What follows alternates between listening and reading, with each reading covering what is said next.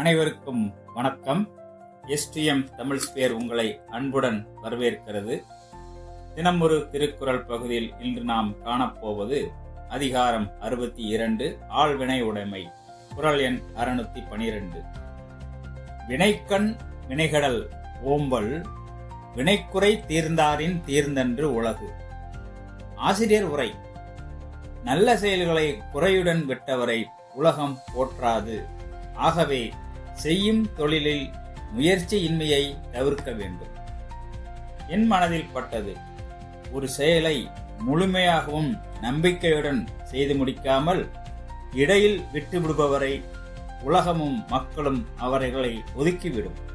ஆகவே சவால்களை எதிர்கொண்டு விடாமுயற்சி செய்து செயலை முடிவுக்கு கொண்டு வர வேண்டும் என்று இந்த குறட்பா கூறுகிறது.